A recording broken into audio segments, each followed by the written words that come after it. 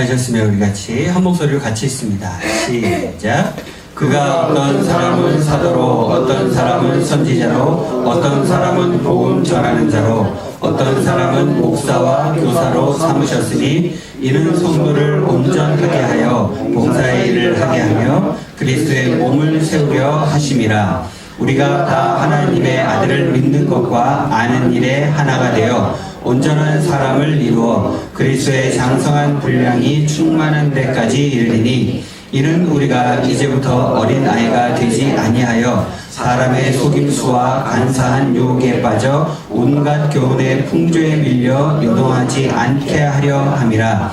오직 사랑 안에서 참된 것을 하여 범사의 그에게까지 자랄지라. 그는 머리니 곧 그리스도라. 그에게서 온 몸이 각 마디를 통하여 도움을 받음으로 연결되고 결합되어 각 지체의 분량대로 역사하여 그 몸을 자라게 하며 사랑 안에서 스스로 세우느니라. 아멘.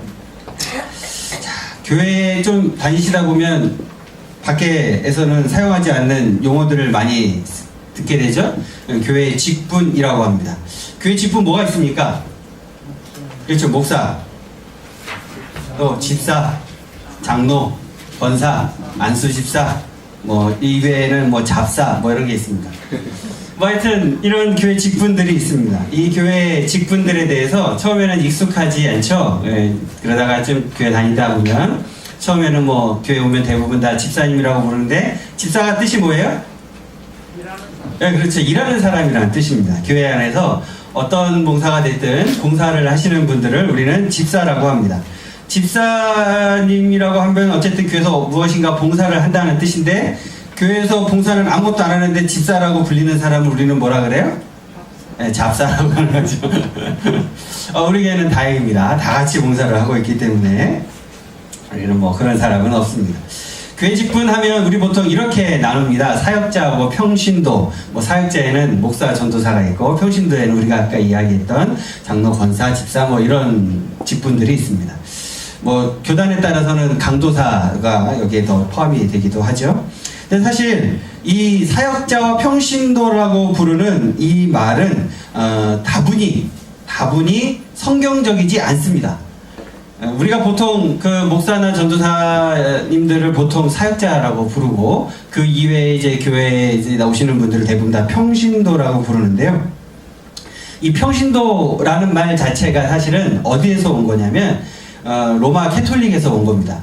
로마 캐톨릭에서 성직자들을 따로 성직자라고 부르고 그 이외, 그러니까 신부나 교황이나 뭐 이런 사람들을 성직자라고 부르고 나머지 사람들은 그냥 보통 신도다. 그래서 평신도 이렇게 불렀던 건데 사실 이게 아주 비성경적인 단어인데 이거를 대체할 단어들을 한국교회가 굉장히 많이 고민을 해서 만들어 놓기는 했는데 사람들이 잘 안 써요. 제가 이따가 말씀을 드릴 건데 이 사람들이 이제 사실은 사역자라는 말과 평신도라는 말 자체가 비성경적이면서 우리가 이것들이 비성경임에도 불구하고 우리가 이게 굉장히 오랫동안 써온 단어이기 때문에 이 단어를 지금 많이들 그냥 쓰고 있습니다.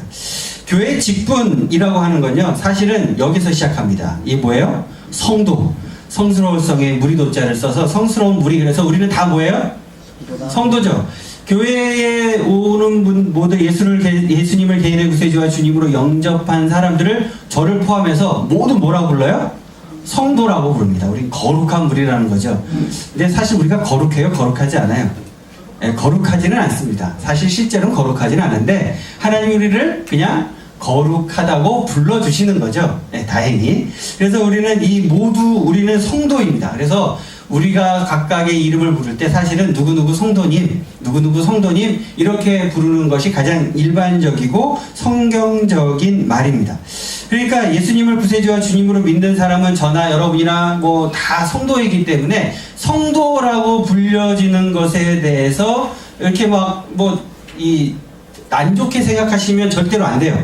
근데 교회 안에서 누구누구 성도님 이렇게 부르면 꼭 이렇게 뒤에 한마디 그렇게 부르게 되면 제가 이렇게 그 피드백으로 듣는 말 중에 하나가 뭐냐면 저 집사인데요, 저 권사인데요, 전 장로인데요, 이렇게 말씀하시는 분들이 꼭 있습니다. 성도라고 부르면 자기는 성도가 아니라는 거죠. 그러니까 그 말 안에는 뭐가 포함이 되어 있는 거예요? 성도는 제일 밑에고 그 위에 뭐고? 집사고, 그 위에 안수 집사고, 그 위에 권사고, 그 위에 장로고, 그 위에 목사고, 뭐 이런 계층적인 수직적인 구조를 딱 가지고 누구누구 성도님이라고 딱 부르면 그게 기분이 나쁜 거예요. 나를 왜 이렇게 낮춰 부르냐 이거죠. 근데 아니에요. 성도가 가장 최상위 개념입니다. 거룩한 사람이라고 불러주는데 그것만큼 좋은 말이 어딨어요. 근데 우리는 이 성도라고 하면 뭐라 그래요? 은근히 이렇게 나를 무시하는 것 같은 그런 느낌을 받는 분들이 굉장히 많이 있습니다. 우리는 안 그랬으면 좋겠습니다. 누구누구 성도님이라고 부르는 건 이건 굉장히 높여 부르는 말인 거예요. 솔직히 그렇잖아요. 거룩하세요? 안 거룩하잖아요. 저도 마찬가지예요. 별로 안 거룩하잖아요. 근데 안 거룩한 사람한테 거룩하다고 불러주는데 이게 얼마나 높여 부르는 거예요. 그죠? 그러니까 이 성도라는 말에 대해서 이게 낮춰 부르는 말이 절대로 아니다 라고 꼭 생각을 하고 알고 계셔야 됩니다. 우리는 모두가 이 거룩한 거룩한 성도인데 하나님께서 우리에게 무엇을 주셨어요? 소명을 주셨어요. 자, 에베소서 4장 11절을 우리 같이 읽어보겠습니다. 시작. 그가 어떤 사람은 사도로, 어떤 사람은 선지자로, 어떤 사람은 복음 전하는 자로, 어떤 사람은 목사와 교사로 삼으셨으니. 우리 모두 다 성도인데 하나님께서 그 각각의 성도들에게 은사에 맞추어서 교회 안에서 그 사람한테 무슨 사도의, 선지자, 또 복음 전하는 자, 목사, 교사로서 하나님께서 각각의 사람들을 어떻게 하셨어요? 따로 불러주시고 삼아주셨어요. 이게 얼마나 감사한 일이에요. 그러니까 기본적으로 우리는 모두 다 거룩한 성도인데 교회 안에서 여러분에게 각각의 은사에 따라서 하나님이 여러 가지 일들을 맡겨주신 거죠. 그 맡겨주신 것을 우리는 그래서 직분이라고 하는 겁니다. 자, 이 직분에 대해서 왜 하나님께서 직분을 주셨느냐? 4장 12절 이어지는 말씀 같이 읽어보겠습니다. 시작. 이는 성도를 온전하게 하여 봉사의 일을 하게 하며 그리스도의 몸을 세우려 하심이라. 결과적으로 우리에게 직분을 주신 이유가 뭐예요? 봉사의 일을 하고 그리스도의 몸이 뭐예요? 교회죠? 그 교회를 세워가게 하기 위해서 봉사와 교회 세우는 일에 복음 전하는 일에 우리를 불러주시기 위해서 여러 가지 직분을 맡겨주셨다는 거죠. 제가 한 6년 정도 전인가요? 그 신갈중앙교회에서 그 재직 세미나를 좀 인도해달라 그래서 이제 갔어요. 그래서 이제 재직이 무엇인가, 재직의 의미는 무엇인가, 또 우리가 그 직분 맡은 자들은 어떻게 교회 안에서 봉사하고 섬겨야 하는가, 뭐 이런 것에 대한 이렇게 쭉 얘기를 이제 말씀을 드리고 다 끝나고 난 다음에 이제 근데 직분 맡으시는 분들하고 이제 같이 식사 자리에 이제 앉아서 이제 같이 밥을 먹게 됐는데, 항상 이제 목사들이 이제 밥 먹게 되면 주로 무슨 행사가 있으면 그 행사를 주최하는 이제 장로님이나 뭐 이제 그런 분들하고 식사를 하게 되잖아요. 내가 이제 그 교회 장로님들하고 이제 식사를, 그 교회 분들도 있고 다른 교회 분들도 있고 그랬는데, 같이 밥 먹는 자리에서 그러는 거예요. 어떤 한 장로님이 목사님 말씀이 다 맞는데 이게 장로가 나서서 열심히 교회에서 봉사하고 그러면 너무 열심히 하면 안 된다는 거예요. 왜요, 장로님? 그랬더니 그 장로님 하시는 말씀이, 목사님, 이렇게 장로가 너무 열심히 하면 집사들이 버릇이 나빠진대요. 무슨 버릇이 나빠져요? 그랬더니 내가 쓰레기를 이렇게 줍는 모습을 보여주고 내가 이렇게 쓰레기를 줍고 뭐 청소를 하고 그러면 집사들도 같이 옆에서 해야 되는데 그냥 지나간다는 거예요. 기분이 나쁘다는 거죠. 그래가지고 다음부터는 자기가 그걸 가르쳐야지, 안 가르치면 이 사람들이 모른다. 그래가지고 자기는 이제 꼭 그걸 집사들한테 가르친대요. 저기 쓰레기 있으니까 쓰레기 주스라고. 그래서 제가 그 얘기를 들으면서 이 장로님이 참 상처가 많으신 분이구나, 그런 생각이 들었어요. 아니, 그냥 쓰레기를 내가 주스면 되지, 그걸 굳이 그 분한테, 집사님한테 그걸 주스라고 시켜야 되는가? 내가 주스면 될 거 아니에요. 근데 내가 주스면 집사들은 안 죽는다는 거예요. 그러니까 그걸 가르쳐야 되니까 집사들한테 그거를 주스라고 시켜야 한다는 거죠. 그래서 제가 그 장로님한테 아주 좋은 방법을 알려드렸어요. 그러면 장로님, 그 집사님은 빨리 장로를 시키세요. 장로는 죽고 집사는 안 죽으니까 장로를 빨리 시켜놓으면 그 집사님이 쓰레기를 주술 거 아닙니까? 그러니까 빨리 장로를 시키시면 되겠네요. 그랬더니 이분이 저를 빤히 쳐다보시더라고요. 뭐 그분이 말씀하시는 의도도 알겠고 이유도 알겠어요. 하지만 우리에게 직분을 주신다는 건 뭘 하게 하기 위해? 첫 번째로 뭘 하게 하기 위해서요? 그렇죠. 봉사하기 위해서라고요. 제가 여러분들에게 이 말씀을 드리는 이유는 뭐냐면, 많은 한국교회, 또 우리 교회도 뭐 거기가 한국교회 중에 하나니까 많은 분들이 직분을 받기 전까지는 굉장히 열심히 하세요. 뭐 장로 안수 받으려면 뭐 해야 돼요? 투표해야 되잖아요. 그러니까 그 전까지는 얼마나 열심히 하는지 몰라요. 근데 받고 나면 어때요? 꼭 국회의원 같아요. 투표하기 전까지는 열심히 잘하다가 투표가 끝나서 되고 나면은 잘 안 해요. 이게 참 재밌어요. 왜 그러는가? 우리가 이 직분에 대한 이해를 잘 못하고 있기 때문이 아닌가 그런 생각이 듭니다. 직분을 주시는 이유는 온전하게 해서 봉사일을 하게 하고 그리스도의 몸인 교회를 세워가기 위해서 직분을 주시는 거죠. 성경적인 교회 직분을 보면 그렇습니다. 사실은 이 아까 제가 사역자라는 표현을 했는데 사역자라는 표현보다는 더 정확한 표현은 교역자라는 표현입니다. 교회에서 일하는 사람이라는 뜻이죠. 그리고 평신도라는 표현보다는 일반 성도라는 표현이 훨씬 더 성경적인 표현입니다. 교역자라는 표현도 사실은 교직 성도라는 말로 쓰는 것이 좀 더 성경에 가깝긴 한데 교직 성도가 이게 굉장히 어감이 안 좋은지 교역자라고 부르는 게 훨씬 더 좋다. 그래서 이렇게 표현을 지금 한국교회에서 쓰려고 바꾸려고 노력을 하고 있는데 들어보셨어요? 교역자, 일반 성도. 교역자는 뭐예요? 교회에서 일하는 직업을 가진 성도, 교직 성도죠. 일반 성도는 세상에서 일하는 직업을 가진 성도를 말하는 거예요. 자, 사명이라는 거는 소명자라는, 하나님께서 맡겨주신 사명이라는 거예요. 사역자라는 말은 사역자에게만 하나님이 소명을 주셨어요? 목사와 전도사에게만 소명을 주셨어요? 아니에요. 여러분 모두 다 소명자예요. 하나님의 부름을 받았잖아요. 그리고 하나님이 여러분에게 무엇인가를 맡기셨잖아요. 그러니까 여러분 모두 다, 우리는 모두 다 소명자인 동시에 사명자입니다. 그런데 그 소명이 교회에서 일하는 것으로 하나님이 부르셨으면 교역자가 되는 거고, 세상에서 하는 일을 맡기셨으면 일반 성도가 되는 거죠. 그러니까 이 부분에 대해서 성경적인 교회의 직분을 나눠서 부르는 말은 이렇게 교역자와 일반 성도 이렇게 부르는 것이 훨씬 더 좋습니다. 그래서 오늘은 이 교역자가 하는 일과 일반 성도가 하는 일이 어떻게 다른가에 대해서 함께 말씀을 나눠보도록 하겠습니다. 자, 교역자는 뭐예요? 교직 성도는 목사나 전도사 혹은 교단에 따라서 여기 강도사가 포함이 되죠. 우리 침례교는 강도사가 없고 전도사 기간이 길게 하다가 목사를 안수를 받게 되는데, 장로교는 이 중간에 강도사라는 제도가 있죠. 자, 먼저 이 교역자에 대해서 우리 성경 구절을 먼저 보도록 하겠습니다. 히브리서 13장 17절을 같이 읽어보겠습니다. 시작. 그들은 너희 영혼을 위하여 경성하기를 자신들이 생청산할 자인 것 같이 하느니라. 그들로 하여금 즐거움으로 이것을 하게 하고 근심으로 하게 하지 말라. 그렇지 않으면 너희에게 유익이 없느니라. 아멘. 자, 그 목사와 전도사를 뭐라고 부르고 있어요? 교역자. 예, 그렇죠. 교역자인데 이 사람들은 뭐 하는 사람이에요? 너희를 인도하는 자, 너희를 인도하는 자라고 되어 있죠. 자, 너희를 인도하는 자에게 뭐 하래요? 순종하고 복종하라. 뭐 하라고요? 순종하고 복종하라. 이거를 기분 나빠하시는 분들이 굉장히 많아요. 왜 그럴까요? 왜 그럴까요? 인도하는 자에게 순종하고 복종하라고 하면 기분이 좋아요, 나빠요? 대답 안 하잖아요. 그렇죠. 어디를 인도하냐가 굉장히 중요하죠. 맞습니다. 그들이 잘못 인도했으니까 그렇게 되겠죠. 근데 순종하고 복종하라고 하는 일들이 가장 중요한 게 뭐예요? 여러분을 위해서, 여러분의 영혼을 위해서 기도하고 성경을 연구하고 설교를 준비하고 말씀을 묵상해서 여러분을 위해서 그것들을 준비하는 사람들이 누구니까? 네, 그렇죠. 그 사람들이니까 그런 거예요. 너희 영적으로 너희를 인도하는 사람들이, 그 사람들이 본인들의 영혼들을 위해서가 아니라 여러분의 영혼들을 위해서, 여러분의 삶을 위해서, 여러분의 신앙을 위해서 기도하고 항상 깨어있으려고 노력하고 하나님 말씀대로 살아가는 것이 무엇인가를 성경을 연구해서 그것을 가르치려고 하기 때문에 그렇게 하라는 거죠.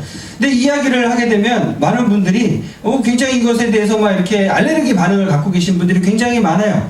그러면 그분들이 이 목사와 전도사에 대해서 그런 반응을 가지고 계신 분들이 많아가지고요, 이런 이야기들이 나옵니다. 교회 지도자의 무오론, 교회 지도자의 무용론. 교회 지도자의 무오론은 뭐예요? 교회 지도자의 무오론은 뭘 것 같으세요?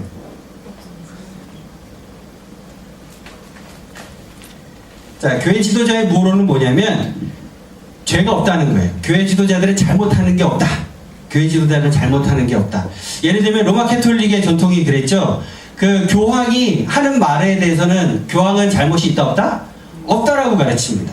근데 요즘에 좀 로마 캐톨릭에서 조금 한 걸음 발을 빼가지고 어떻게 하냐면 교황이 개인적으로는 죄를 지을 수 있다. 하지만 교황이 공식적인 자리에서 말하는 것은 실수하거나 잘못하는 것이 없다. 이렇게 말을 바꿨어요. 그래서 요새는 어쨌든 캐톨릭에서도 그렇게 이야기를 하는데 교회 지도자의 무호론은 교회에서 일하는 그런 사역자들, 교육자들에 대해서는 그들은 죄가 없다. 이렇게 생각하는 거죠. 이게 맞아요? 틀려요? 틀리죠. 로마서 3장 23절에 보니까 뭐라고 돼 있어요? 모든 사람이 죄를 범하였음에 라고 돼 있습니다. 그 모든 사람 안에 교육자가 포함이 돼야 안 돼요? 당연히 되겠죠. 모든 사람이니까 교육자는 사람이에요? 사람이 아니에요? 사람이에요. 저도 사람이에요. 저희 여기 아버지도 계시고 어머니도 계시잖아요. 그래서 사람입니다.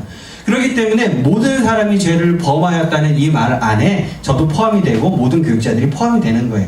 그러니까 교회 지도자의 무호론은 맞아요? 틀려요? 틀린 말이에요. 이 사람들도 실수할 수 있고 잘못할 수 있습니다. 실수할 수 있고 잘못할 수 있어요. 그러니까 공동체에서 어떻게 해야 돼요? 무슨 결정을 내릴 때 독단적으로 내리기보다는 공동체가 함께 기도하고 함께 결정을 해서 함께 해야 되는 거죠. 근데 공동체가 결정을 내렸는데도 싫은 사람들이 있잖아요. 말 안 듣는 사람들이 있어요. 그 사람은 어떻게 해야 돼요? 그 공동체가 안 맞는 거예요. 그 공동체가 안 맞으면 어떻게 해요? 교회를 옮기게 되겠죠. 근데 교회를 옮기다 보면 어때요? 제가 이 이야기를 할 때 늘 드리는 말씀이 있는데요. 어떤 인간이 싫어서 교회를 옮기게 되잖아요. 그러면 옮기게 되면 그 교회는요, 그 내가 싫어하는 그 인간이 2명이 있어요. 근데 그 2명이 싫어서 교회를 또 옮기잖아요. 그러면 그 옮긴 교회는 몇 명이 있을까요? 4명이 있어요. 그래서 또 옮기면 몇 명이 있을까요? 8명이 있어요. 그렇게 그 인간들이 꼴보기 싫어서 큰 교회로 가잖아요. 그도 저도 싫다고 그러면 어떻게 될까요? 더 많아. 그 많아요, 이제. 똑같아요. 어느 교회나 다 성도들이라고 우리가 성도라고 하긴 하지만 우리 모두 다 어때요? 죄인이에요. 저를 포함해서 다 죄인이에요.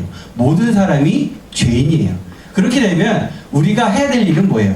어떻게 하면 우리 교회 공동체를 건강하게 잘 이끌어갈 수 있을까? 함께 머리를 맞대고 함께 이야기를 나누고 함께 기도하고 서로 잘못하는 것에 대해서는 어떻게 해야 돼요? 사랑하고 아껴주고 감싸주고 하면서 그 잘못을 반복하지 않도록 어떻게 해야 돼요?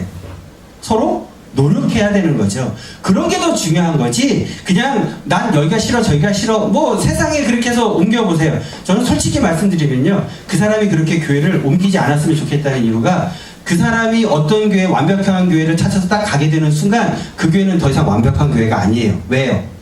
그 사람이 왔잖아요. 그러니까 우리 모두가 뭐예요? 죄인이에요. 그걸 인정해야 돼요. 저 역시 죄인이고 그걸 인정하지 않는 한은 이 잘못된 무호론에서 우리가 헤어나올 수가 없는 거죠. 자, 이 또 그 교육자에 대한 잘못된 생각의 하나는 무용론입니다. 우리 에베소서 4장 11절을 같이 읽어보겠습니다. 시작.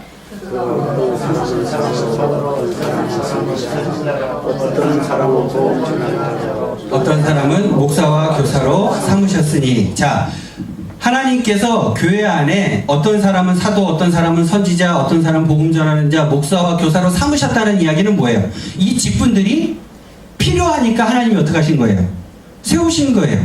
이 직분이 필요하니까 세운 거예요. 그런데 이 직분이 필요 없다고 말하는 사람들이 있어요. 그 사람들이 교회 지도자의 무용론, 필요 없다라고 말하는 거죠. 왜 이렇게 됐을까요? 교회 지도자들이 잘못된 행동들을 많이 했기 때문인 거죠. 맞습니다. 교회 지도자들이 그런 잘못된 행동들을 굉장히 많이 해왔습니다. 지금도 하고 있습니다. 목사뿐만 아니라 교회 안에서 뭐 각 장로나 뭐 이런 사람들이 교회 안에 있는 여러 가지 재정이라든지 교회 행정이라든지 이런 일들을 독단적으로 처리하면서 여러 가지 일들이 많이 발생합니다. 그런데 그거를 제일 좋아하는 건 누굴까요? 교회 안에서 분쟁이 생기고 문제가 생기는 걸 제일 좋아하는 건 누구예요?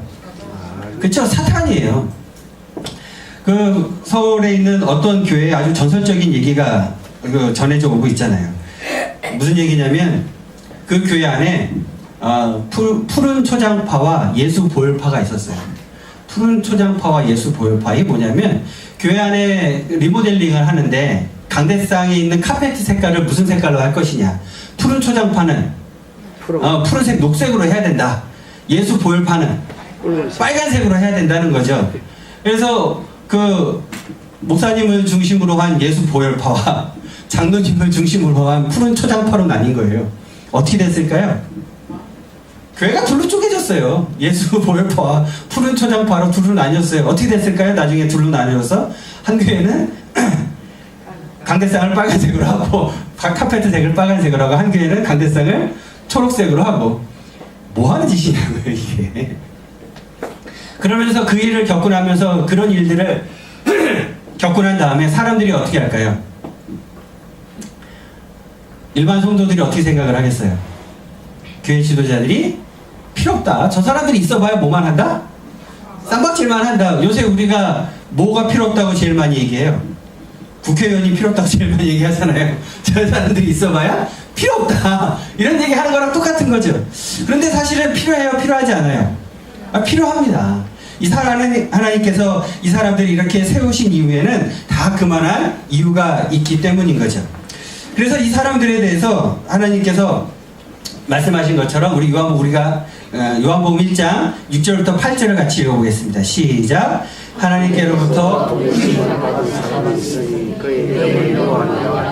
그가 증언하러 왔으니 곧 빛에 대하여 증언하고 모든 사람이 자기로 말미암아 믿게 하려 함이라. 이는 그는 이 빛이 아니요 이 빛에 대하여 증언하러 온 자라. 자, 여기에 보면 교육자가 하는 일과 그들의 한계가 분명하게 적혀져 있습니다. 하나님께로부터 보내심을 받은 사람이 있는데 그 사람이 누구예요? 요한이라는 사람이었어요. 근데 이 사람은 뭐 하는 사람이에요? 빛에 대해서 증언하는 사람이에요. 그런데 이 사람은 빛에 대해서 증언하는 사람이지 뭐는 아니에요? 빛은 아니에요. 이게 교육자가 할 일과 교육자의 한계가 분명히 나타나는 말씀입니다. 교육자가 해야 되는 일은 뭐예요? 빛에 대해서 증언하는 거예요. 하나님 말씀을 증언하는 사람인 거예요. 근데 이 사람은 뭐는 아니에요? 빛은 아니에요. 근데 착각하는 사람들이 가끔 있어요. 자기가 뭐인 줄 아는 사람? 자기가 빛인 줄 아는 사람들이 가끔 있습니다. 자기가 빛인 줄 아는 사람은 잘못된 거죠. 여기 분명히 뭐라고 돼 있어요? 빛이 아니요 빛에 대해서 증언하러 왔다는 거죠. 이거를 망각하지 않으면 되는 거예요. 저는 증언하는 사람입니다. 하나님의 말씀을 대언하는 사람이지 제가 하나님은 아닌 거예요. 그런데 우리나라에 참 재미있는 분들이 굉장히 많이 있어요. 저 뭐라고 돼 있는지 아세요? 자기가 첨부래요. 여기 자기 이마에다가 문신하신 분이 첨부, 하나님이라는 거죠. 우리나라에 자기가 하나님이라고 주장하시는 분들이 한 10분 정도 계시고요. 여기 재림하신 예수님이 벌써 돌아가셨습니다. 42년에 태어나서 76년에 돌아가셨는데 재림 예수님의 묘. 우리나라에 자신이 예수라고 주장하는 사람들이 한 50명 있습니다. 지금도 살아계시고 지금도 일을 하고 계시는 이상한 저는 이단들이 많이 있어요. 뭐 저런 이단만 있는 것이 아니라 목사나 혹은 전도사 이렇게 교회에서 일하는 교육자들이 자기 자신이 비치려고 하는 사람들이 있습니다. 그건 분명히 잘못입니다. 그 사람들이 그렇게 하면 안 되는 거예요. 이 사람들은 뭐 하는 사람이니까? 빛을 증거하는 사람이라는 것을 기억해야 한다는 거죠. 이 사람들이 기억해야 될 건 그거예요. 제가 기억해야 될 건 이겁니다. 제가 빛이 되려고 하면 안 돼요. 저는 뭐만 하는 사람이에요? 빛에 대하여 증언하는 사람이라는 거예요. 그걸 기억하고 살아가면 되는 거예요. 그걸 잃어버리지 않으면 되는 거예요. 그래서 이 사람들에 대해서 너희를 인도하는 자들에게 뭐해라? 순종하고 복종해라. 그렇지 않으면 너희에게 무엇이 없다고요? 여러분에게 유익이 없다고요. 그것이 여러분들이 영적으로 여러분을 가르치고 인도하고 지도하는 사람들이 여러분이 가져야 하는 태도인 것입니다. 근데 이게 뭐 마음에 안 드시는 분들도 있는 것 같아요. 보면은 뭐 이게 마음에 안 들면 어떡해요? 제가 설교하는 설교가 들릴까요? 목사님들의 설교가 들릴까요? 성경 말씀이 들릴까요? 그 말씀이 깨달아질까요? 그렇잖아요. 안 들릴 거 아니에요. 저도 그래요. 누가 이렇게 제가 좀 이렇게 싫어하는 사람이 있으면 그 사람이 하는 얘기는 안 들려요. 뭐라고 말해도 못 믿겠어요. 이게 인간의 마음이잖아요. 그러니까 목사들과 전도사들에 대해서 여러분들이 그 사람들이 진짜 지금 보기에 지금 문제가 없는데 다른 사람들이 문제가 있으니까 이 사람도 문제가 있을 거라고 생각하기보다는 그 사람을 지금 있는 그대로 바라보시라고요. 그리고 지금 여러분을 인도하고 있는 사람이라면 그 사람이 가르치는 말씀과 복음이 잘못되거나 틀리지 않았다면 들으시라고요. 그렇지 않으면 여러분에게 유익이 없기 때문입니다. 그래서 많은 분들이 지금 어떻게 하고 있어요? 교회 안 나가는 가난한 성도들이 참 많이 있습니다. 그래서 그분들의 신앙이 잘 자라갈까요? 그래서 그분들이 정말 하나님 나라의 확장을 위해서 뭔가를 하고 계실까요? 아니요, 그렇지 않아요. 그러니까 하나님이 원하시는 모습이 분명히 아닙니다. 그러니까 이 말씀 우리가 잘 기억해야 되는 거죠. 자, 그리고 두 번째로 일반 성도에 대한 이야기입니다. 우리 베드로전서 2장 9절 말씀을 같이 읽어보겠습니다. 시작.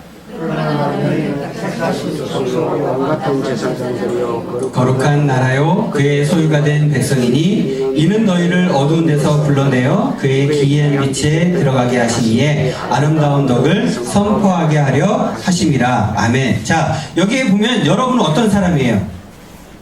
택하신 족속. 하나님이 여러분을 어떻게 하셨어요? 택하셨어요. 여러분은 어떤 분이에요? 왕같은 제사장이에요. 여러분 어떤 분이에요? 아주 거룩한 나라예요. 또 여러분은 하나님의 백성이에요. 이게 일반 성도들을 총칭하는 하나님의 말씀입니다. 옛날에 제가 어떤 목사님의 이야기를 이제 들은 건데요. 그 목사님이 자기가 신학교를 처음 가게 될 때 나와가지고 이제 그 대표 기도를 시켰대요. 그 교회에서 이제 신학교 간다고. 그래서 목사님이 기도도 해주시고 성도들도 기도한 다음에 이제 마지막으로 이제 본인이 이제 기도를 하는데, 본인이 기도할 때 그런 기도를 하셨대요. 제가 이제 신학교를 가게 됩니다. 이제 제가 이 어린 종을 하나님께서 축복하여 주시고 뭐 이렇게 본인을 하나님의 종으로 표현을 하면서 기도를 하셨대요. 근데 예배가 끝나고 난 다음에 목사님이 부르시더래요. 이렇게 부르시더래요. 누구야 이리 와보라고. 그래서 그 목사님 그 사무실에 들어가서 했더니 그 목사님이 인상을 팍 쓰시더니 이렇게 말씀하시더래요. 누가 너더러 종이라고 하디? 건방지게 벌써부터. 그래서 이분이 깜짝 놀란 거예요. 아니 내가 하나님의 종이라는 표현을 쓰면 안 되나? 깜짝 놀란 거죠. 여러분 하나님을 뭐라고 표현하세요? 하나님 아버지라고 부르기도 하고 우리의 주님이라고 표현하시죠? 그러면 여러분은 하나님을 주님으로, 예수님을 주님으로 표현하시고 고백한다는 건 여러분도 뭐예요? 여러분도 종이에요. 저도 종이고 여러분도 종이에요. 저만 하나님의 종이 아니고 여러분도 하나님의 종이라고요. 똑같다고요. 똑같은 제사장이고 똑같은 거룩한 나라고 똑같은 하나님의 백성이고 똑같은 하나님의 백성들이라고요. 족속이라고요. 거기에 대해서 우리는 자꾸 어떻게 생각하냐면요. 이걸 좀 자꾸 구분하려는 마음이 자꾸 생기는 거예요. 이건 물론 목사들이 잘못한 것도 많이 있어요. 근데 여러분들도 그렇게 하실 필요가 전혀 없어요. 근데 제가 이런 말씀을 드리면 참 재밌는 건요. 이렇게 말씀을 드리면 그래 가고 봐라. 이제 목사나 뭐 교역자나 우리나 다 똑같다. 이런 생각을 하시잖아요. 그런데 그런 생각을 뭐 나쁜 거 아니에요. 저는 그렇게 하라고 말씀을 드리는 거니까. 그런데 재밌는 건 뭐냐면 일반 성도들끼리 있을 때예요. 목사들하고는 같아지니까 기분이 좋은데 일반 성도들끼리 있을 때는 어때요? 나는 장로야. 나는 권사야. 나는 안수집사야. 너는 일반 성도, 너는 평신도잖아. 자기들끼리도 그렇게 나눈다니까요. 그러지 마시라고요. 그럴 필요가 전혀 없어요. 그래서 제가 말씀드렸잖아요. 우리 교회는 올 연말에 총회할 때 제가 이제 정식 발의할 거예요.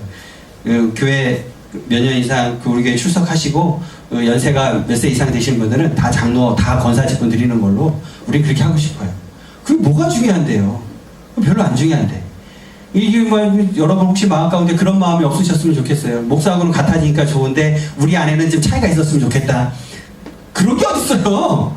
똑같아지면 다 똑같아져야지. 사람이 마음이 그렇다며요. 여러분의 일반 성도들의 마음이 그랬던 것처럼 목사들도 마음이 그랬던 거예요. 그러니까 그걸 없애자는 거예요. 왜? 성경적이지 않으니까. 성경적이지 않은 걸 자꾸 우리가 고집하지 말자고요. 왜 교회 안에 자꾸 이걸 나누려고 하냐고요. 우리는 모두 다 똑같이 하나님의 백성이고 똑같은 제사장이고 똑같은 거룩한 성도들이고 똑같은 하나님의 백성들이라고요. 여러분 안에서도 그거 안 나누셨으면 좋겠어요. 뭐 직분을 받으셨으니까 그 직분을 우리가 불러드리는 거는 당연하지만 그 직분이 위아래를 나타내는 게 아니라고요.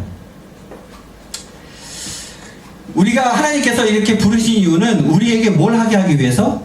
아름다운 덕. 아름다운 덕이 뭐예요? 아름다운 덕이 뭐예요? 복음이에요, 복음. 하나님이 우리를 죄 가운데 그냥 놔두지 않으시고 지옥 가도록 그냥 두지 않으시고 우리는 죄 때문에 지옥 갈 수밖에 없는데 우리의 죄를 사해 주시고 우리를 성도로 거룩한 하나님의 백성으로 불러주신 그 아름다운 덕을 뭐하게 하기 위해서? 선포하게 하기 위해서, 전도하게 하기 위해서 우리에게 직분을 주신 거라고요. 우리는 이 사실을 기억해야 하는 것입니다. 우리 에베소서 4장 12절을 같이 또 읽어보겠습니다. 시작. 이는 성도를 위하여 봉사일을 하게 하며 그리스도의 몸을 세우려 하심이라. 우리가 오늘 읽었던 이 아까부터 쭉 계속 여러 번 읽고 있는 이 말씀에 있는 것처럼 우리가 성도들이 온전하게 한다는 뜻은 무엇이냐면 성도들이 온전해진다는 것은 우리가 성도들이 거룩하게 점점점 바뀌어간다는 거예요. 성숙되어 간다는 거죠.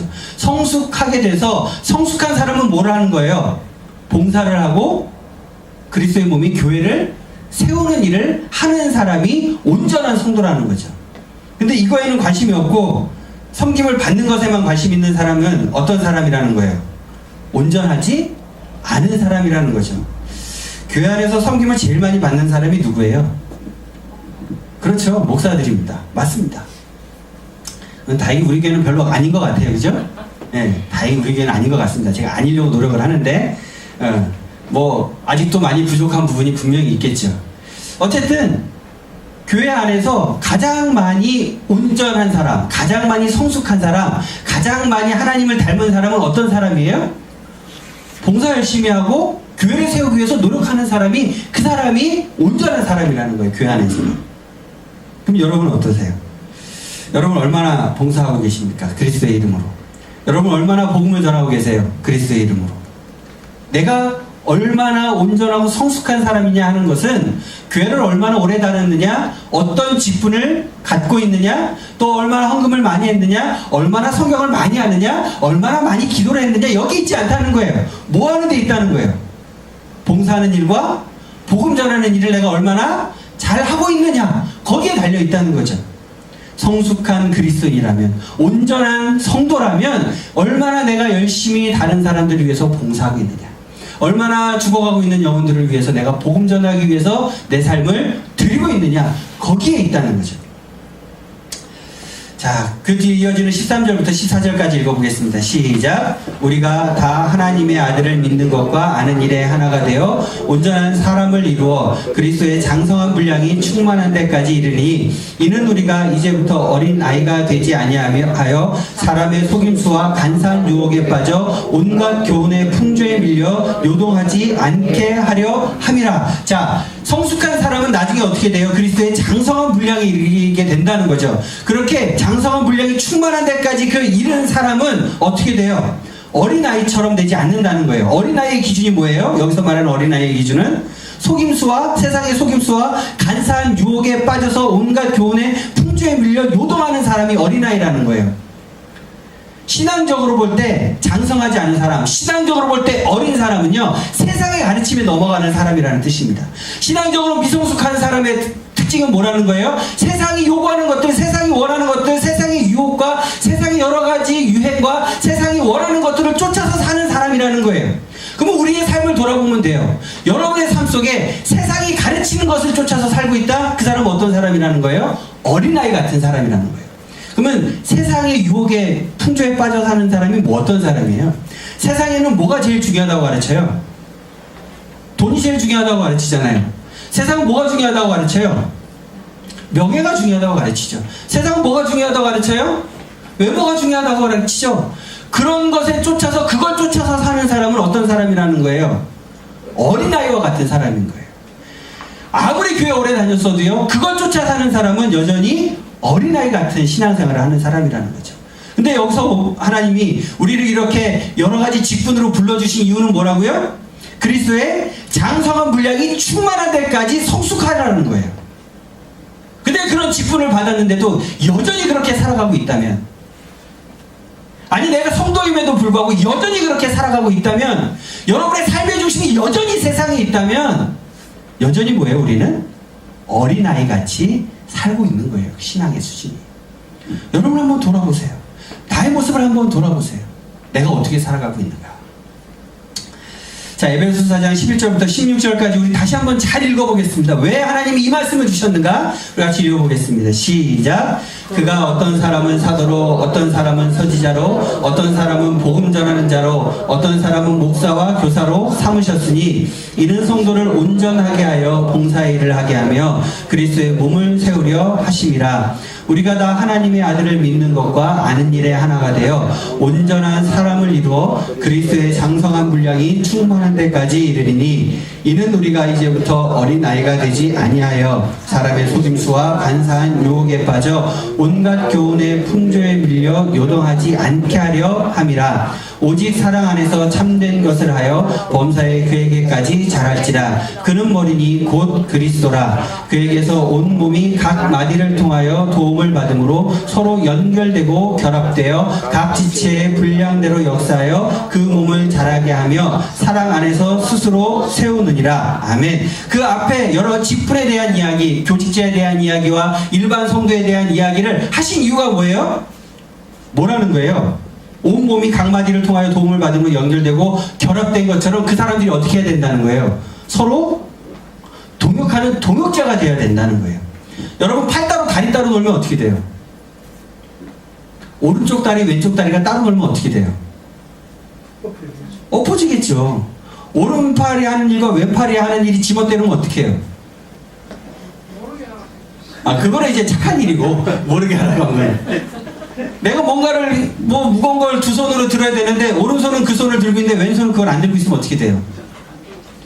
멀찌겠죠. 그렇죠? 하나님이 이 말씀을 주신 이유가 뭐라는 거예요? 우리가 한 지체라는 걸 잊지 말라는 거예요. 교역자는요, 교회에 파송된 사역자고요, 일반 성도는 세상에 파송된 사역자예요. 저는 교회로 파송되었고 여러분들은 세상으로 파송된 거죠.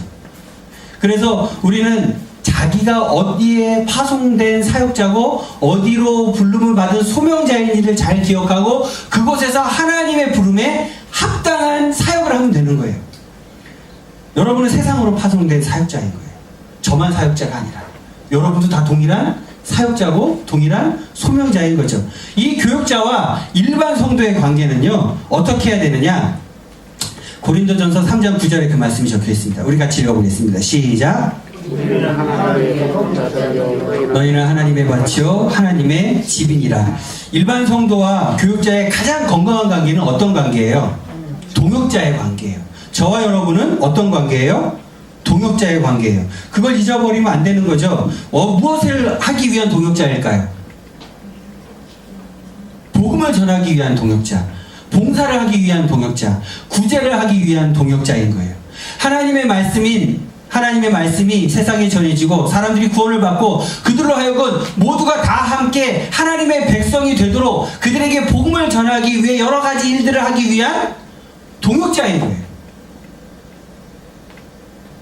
여러분 저와 동역하고 계세요? 안 하고 계세요? 하고 있어요. 여러분 잘하고 계시죠.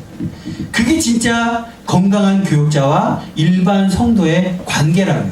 왜일까요? 우리는 모두가 뭐니까요? 성도이니까요. 우리 모두가 성도라는 사실을 잃어버리면 안 돼요. 우리가 다 같이 우리는 모두가 동일한 성도입니다. 교역자나 아니면 일반 성도나 아래 위의 상하 개념이 아니라 모두가 성도이고 우리는 모두가 동일하게 하나님의 부르심을 받은 사역자고 소명자예요. 그래서 우리는 모두가 함께 복음의 확장을 위해서 동역하는 동역자입니다. 동역자는 어떻게 해야 돼요? 동역자는 어떻게 해야 돼요? 눈이 맞아야 되지. 그렇죠. 마음이 맞아야 돼요. 굉장히 중요한 거예요. 우리가 함께 한 마음이 돼야 돼요. 무엇을 위해? 복음을 전하기 위해 한 마음이 되는 거예요. 복음을 전하기 위해. 복음을 전하기 위해서 한 마음이 되어야 되는데 이 안에 자기의 개인적인 욕심이 끼어들면 어떻게 돼요? 내 개인적인 욕심이 끼어들면 분란이 이렇게 되는 거예요. 푸른 초장파와 예수 보혈파가 말도 안 되는 것처럼 나뉜 것처럼 우리도 그렇게 나뉘게 되겠죠. 우리는 그러지 않았으면 좋겠어요. 복음을 전하는 일에 한 마음이 되었으면 좋겠어요. 서로가 한 마음이 되어서 우리가 거룩한 무리가 됐으면 좋겠어요. 우리 비전교회는 성도들이 되었으면 좋겠어요. 서로 아래 위의 개념으로 자꾸 생각하지 마시고요. 복음을 위해서 함께 동역하는 동역자의 관계. 우리 모두가 함께 거룩한 무리를 만들어가는 거룩한 성도. 그렇게 멋있게 만들어가는 우리가 하나님이 부르신 성도로서 살아가는 우리 비전교회가 되기를 주님의 이름으로 축복합니다. 다시 기도하겠습니다.